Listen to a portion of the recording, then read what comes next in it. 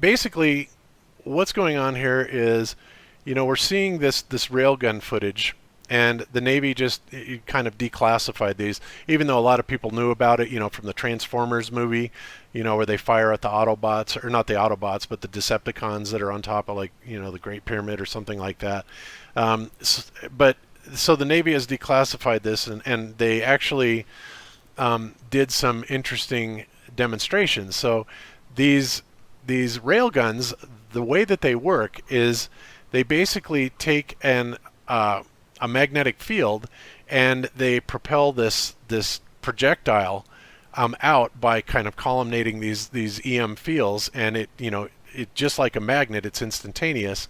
And so what happens is this projectile comes out the end of that railgun at Mach 7.5, which is an absolutely ridiculous amount of speed, and yet they're actually going to show some slow motion footage of when it goes through. And I'll tell you, when that thing hits something, I mean, it just absolutely annihilates it. And the projectile itself isn't very big, but when it's going at 5,600 miles an hour, anything that it even remotely touches is going to be completely annihilated. Oh, and here's that scene from the Transformers movie. So we're talking about a hypersonic railgun, and the thing about this is the reason that this guy is saying that it proves flat Earth is because it really does. It doesn't have much of an arc to drop down, and as soon as it goes over just a few miles of the Earth, then it would have curvature to contend with to be able to accurately hit its target. Well, if it can shoot up to 100 miles, well, we all know that the curvature in 100 miles is 6,666 feet. Which is well over a mile and a quarter, a mile and a third, something like that. And it would seem to me that the curvature of the Earth would make this fairly useless.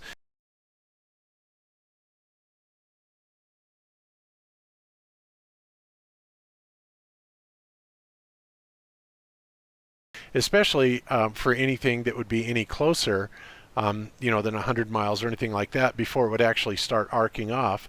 But until then, the drop is almost non-existent.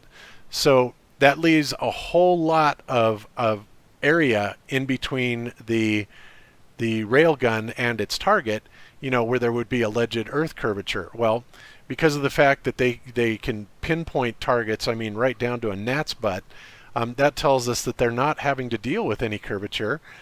Because they would have to, commensurately make the gun somehow magically arc around the Earth. And these are not smart projectiles; they're dumb projectiles. They're definitely aerodynamic, but they do not have any other type of guidance system in them other than the brute force of the magnets firing across.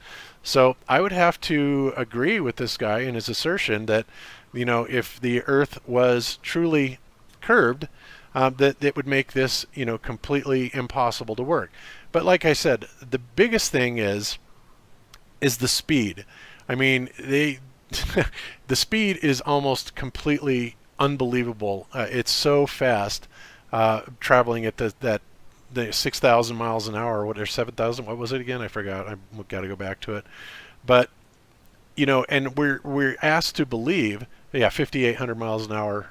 We're asked to believe that the ISS is traveling, more than 3 times that speed, which is ludicrous. It's absolutely ludicrous and ridiculous to even think that that is possible without people dying. There's no way you could navigate that. And again, this is one of those common sense things that the idea, when you really put it in perspective, that the ISS, that huge thing that's bigger than a football field, is traveling at 3 times the speed of the projectile from this railgun. Ridiculous. No way. What do you guys think? Yeah, I think it's tunnels, railroads, bridges, railguns, all that stuff disproves the ball Earth. And yeah, I totally agree with you about the speeds. There's just no way the rockets are going 17,500 miles per hour. That's 90 something or 87 football fields in a second. Yeah, right. Yeah. Well, but no, that's a good point, though, man. I mean, they're dumb projectiles. That thing was going straight as an arrow, and yeah, they're not accounting for curvature at all, which would be something that would be extremely important for those who are targeting those things. And it seems to me that if there's no sort of laser guidance or some sort of smart guidance, and they're hitting targets, from miles out, and not doing the spherical trig that would be necessary on a sphere, then that's another good one. Everything just works on the flat Earth, and really nothing works on the sphere. And Wait, that's. I'd like to interrupt that. There is something that only works on a sphere. It's called gravity. So Oh, well, true. That is true. That is true. But no, man, that's a good point. I hadn't thought about that. But, just like everything that comes out is always going to favor the flat Earth truth as opposed to round Earth or globe Earth theory, because this is something I like to say, is that you can't prove falsity correct, and you can't disprove the truth. So it is nice to be a flat earther, even with all the ridicule and all of the snickers and sideways glances that you may get. It's nice to have the truth on your side, right?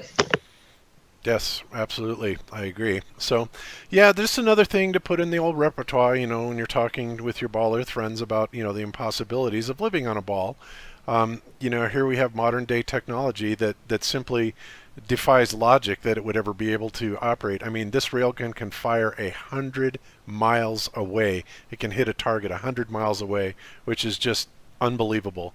And yet very believable. I mean, I'm not doubting that they can do it, but when you put it in perspective and compare it to, the requisites of having to deal with a curved Earth, and also the fact that it's firing from literally sea level, just a few feet above sea level, on the deck of a ship, well, you don't have a whole lot of land to play with before curvature starts taking over, and you wouldn't be able to hit much. And it would be one heck of an arc shot to be able to hit a target 60 miles away that is, several thousand feet below the horizon.